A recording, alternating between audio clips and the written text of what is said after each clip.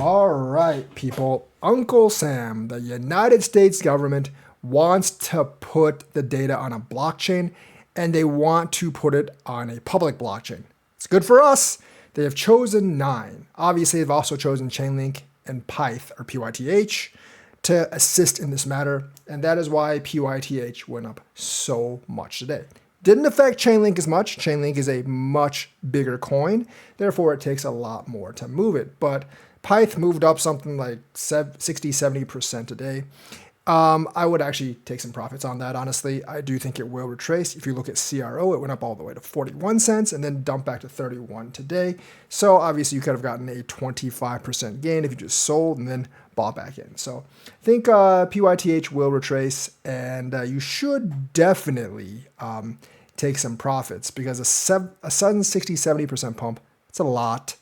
And I do believe it will actually retrace. But anyways, it's still bullish for Pyth, regardless of how you spin it. And also bullish for Chainlink, even though the price didn't move up that much. But there's 9 other chains that some people may not actually know about that the government chose. And we're going to talk about what those are. So basically, US is going to put GDP data in Trump and crypto push. Now, interestingly, of all the data they want to put on the blockchain, I don't think they included CPI and labor numbers, which are the 2 that we really care about, but there's a lot of other numbers that they want to be more transparent on. So the US government on Thursday began distributing gross domestic product data on public blockchains, marking the latest Trump administration endorsement of the crypto industry.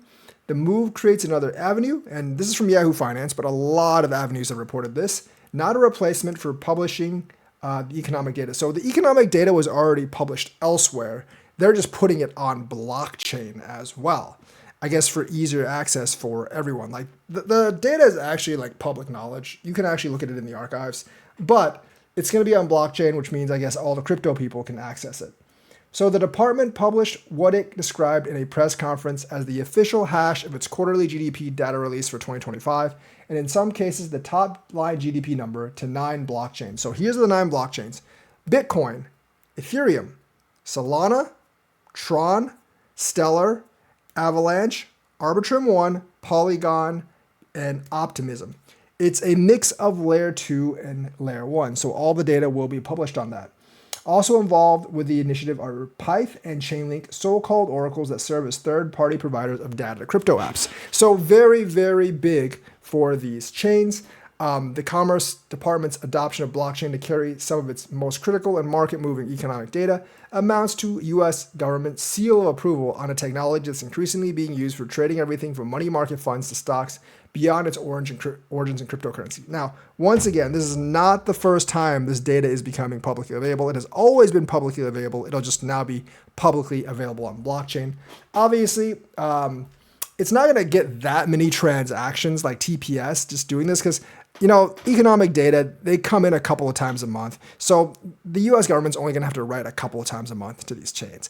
It's not like you're going to get 1,000 TPS from this, but a lot of people will actually be viewing the data on these specific chains. So there is some usage there. Will it actually result in like a lot bigger prices? No, because you're not really writing that much data. There's not that many transactions, but it will actually get it more attention in the mainstream that this technology actually does have a use. So that's very good. The entire administration has embraced this, said Mike Cahill, Chief Executive Officer of Doro Labs, who said he's been working with the Commerce Department on the effort for about 2 months. With today's announcement, we are now in a world where government data lives on blockchains and market participants can participate in real time. Once again, Pyth did not go up because they just wrote a bunch of data. Pyth went up because of FOMO, and that's why I think you should take at least some profits. Could it pump again? Yes, it could have a double pump, but it could also go back down and retrace. And I think selling a part of it would not be a bad idea, although I wouldn't sell all of it. So the administration later intends to expand the scope of the initiative details, which were first reported by Bloomberg News. So basically, they're going to put stuff like PCE numbers on it as well. Hopefully they can actually include some of the guesses on labor numbers and also some of the CPI numbers, like CPI numbers, BLS numbers. Those would be the most important. So Howard Lutnick was behind the push to publish data on the blockchain. the officials said. Earlier this year, Lutnick also suggested that he planned to change how the GDP is reported in order to remove the impact of government spending. Wait, what? How? I don't know how that's going to actually work. The figure is published by the Bureau of Economic Analysis, which is housed within the Commerce Department. So I don't really like that. I think the GDP should be reported with everything because otherwise it's kind of pointless. So that's where we actually are today. And of course, this is like not the first time the government's used blockchain. The California Department of Motor Vehicles has actually used Avalanche to actually track some of the vehicles. So very, very good news for cryptocurrency. And yeah, it's definitely moved some of the chains like Pyth up. And I think the FOMO will catch on to some of the chains that we recently mentioned. Solana is up today past $200, obviously, because of the Pyth news. And hopefully, this will have more Solana FOMO as well, because I do think Solana should rise up in the ranks. The other thing is, Link affiliated company is also up. Link is not up itself because I guess it takes more news to move it. But this thing called Calibra's shares are up on the Link Treasury news amid the NASDAQ probe. So Calibra stock soared 77% after NASDAQ traded firm announced a Chainlink Treasury plan. So obviously, this news with the U.S. government actually helps. U.S. government taps Chainlink Pyth to publish economic data chain. And now since Caliber wants to do a Link Treasury, it's actually up 77%.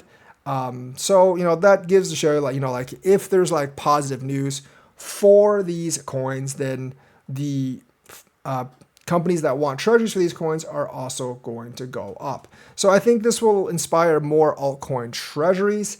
And that's obviously good for cryptocurrency overall. So definitely really, really good news for cryptocurrency. We talked about, the use of case of crypto. Now these 9 coins do have, not the 9 coins, the 9 blockchains have a use for crypto. The coins, maybe a little bit for the gas when they actually write to it. But once again, I do think this is going to be one of those cases where the usage does not actually relate that much to the price of the coin. However, it is not useless, because this stuff in a bull run does get more people to FOMO in. They can at least brag rightfully that the US government is actually using their chain to store data. Now, some of the XRP people were a little bit upset because they chose XLM over XRP, but realistically, like I said, this is not going to, write so much data that it's going to rise the price. XLM now has that FOMO. XRP has other places that people could FOMO in, so I don't think it's as big of a deal as people think. It's just something nice to say right now and something that you could sell people on during the bull run. But as of right now, it's not going to immediately impact lots of many of those coins. Pyth, yes, there was definitely the FOMO, but let's be realistic, it's not going to affect the price immediately, because it's not like they're writing 1,000 TPS or 10,000 TPS on those chains right now. Probably be a couple of transactions per month. A lot more people looking at the data. Maybe that will translate into more people actually using its ecosystem.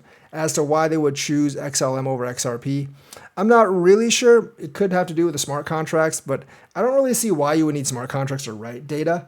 But, it could be a variety of reasons. Maybe Stellar has some kind of inroads with the administration. We just don't really know. But either way, this is a very, very good day for crypto. This is something that, they can point to blockchain technology and say it's actually useful. And I think more people will be interested in looking at crypto, the more use cases that you can actually point to that the technology actually has a basically foot in the door. So yeah. That's very, very nice. The other big thing that I want to mention is that Binance could actually be available to US users again, but it's in a different way that most of you will expect. A lot of you expect Binance to come back to the US and get a US license, but that's not what's happening. They're working on a bill in Congress and with the White House administration that is going to allow US users to actually trade with licensed exchanges offshore. Binance is obviously one of those exchanges. Don't think Coinbase, Kraken, and Gemini is going to like this, because if you open up offshore exchanges like Binance, I think a lot of those clients will actually go to Binance. Right now, you can only do so using a VPN and lying about your US citizenship status. I do not encourage anyone to do that, because if there is a problem with your money, you've basically lost all your money, because, hey, you're not supposed to be using Binance anyways, and they're not really going to help a U.S. citizen who's pretending they're not a U.S. citizen. So once they get that license, which I believe Binance will get that license, once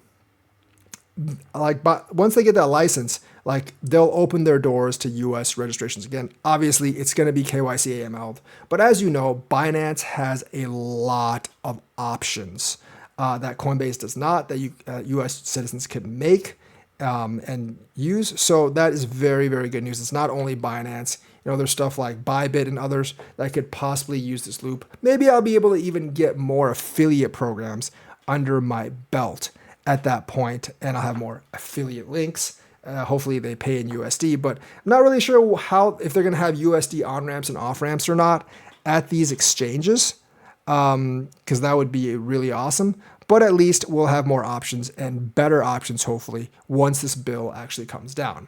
And I'd just like to take this time for all of you football fans to say that I am thankful that Jerry Jones is senile at this point, because trading us meaning Green Bay Packers, because I'm in Wisconsin, trading us one of the best edge rushers in the game for 2 late first-round picks, and Kenny Pickett, not the smartest thing in the world. So Dallas has essentially punted the season. Don't really know why the Cowboys are America's team, because they suck, and they've sucked since the 90s.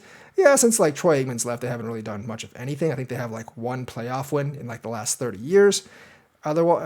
Meanwhile, the Packers keep kicking ass. They really, really swindled the Cowboys on this one. But you know what? It wasn't really the Packers that swindled the Cowboys. It was kind of like Jerry Jones that really screwed it up, because he could have locked Micah Parsons in a year or two ago for a lot less money, but he refused to do so.